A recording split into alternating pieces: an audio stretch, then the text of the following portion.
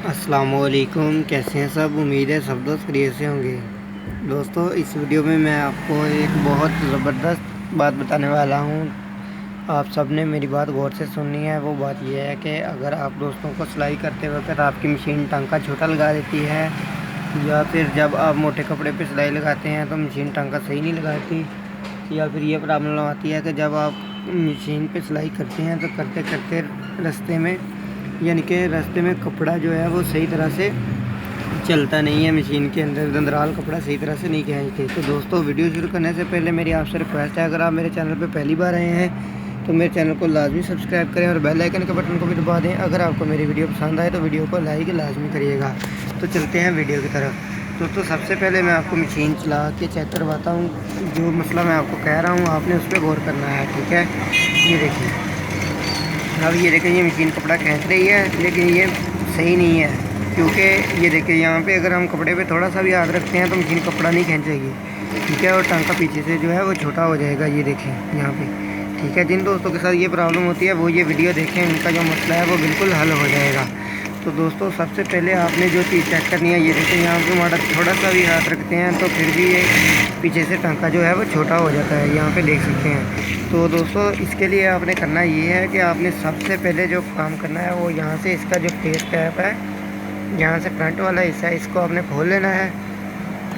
इसको खोलने से पहले यहाँ से इसको धागे को निकाल लेते हैं हम। दोस्तों, मैंने एक हाथ में मोबाइल पकड़ा हुआ है और दूसरे हाथ से मैं वीडियो बना रहा हूँ। तो ये देखिए, मैंने मोबाइल को मैंने इसको कैप को उतार लिया है, ठीक है? तो अब मैंने क्या करना है, अब ये देखिए यहाँ पे आ जाएं, ये चीज़, ठीक है? दोस्तों, इस चीज़ पे आपने गौर करना है। जो मैं आपको बात कहूँगा, ये वाली जो नीचे चीज़ है ना, यहाँ पे ये देखें, ये जब हम पैडल को दबाते हैं तो ये ऊपर की तरफ पैर को करती है। ये देखें, अब हम पैर के नीचे कोई चीज़ रख देते हैं, रखने के बाद यहाँ पे ये देखें, अब इसको छोड़ते हैं।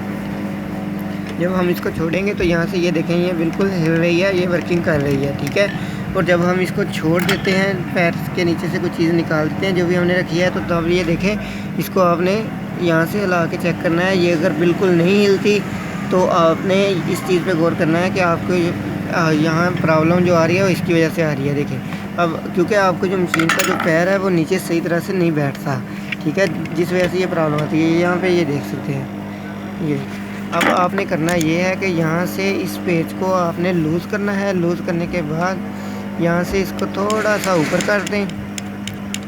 ये देखिए, यहाँ से ऊपर कर दिया और यहाँ से इस पेज को थोड़ा सा आपने टाइट कर देना है। थोड़ा सा टाइट करने के बाद यहाँ पे ये देखें, ये अब बिल्कुल यहाँ पे इसके यहाँ पे आपने थोड़ी सी स्पेस डाल देनी है, जिस तरह मैंने डाली है ये, ठीक है?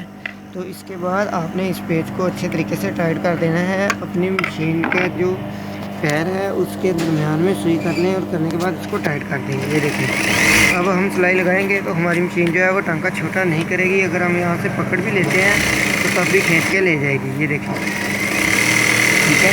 क्योंकि अब हमारी जो मशीन है इसका जो फुट है वो बिल्कुल अच्छे तरीके से बैठ गया है। तो दोस्तों, आपने ये चीज़ पे गौर करना है। इस चीज़ पे जब आप गौर करेंगे तो आपका मसला हल हो जाएगा।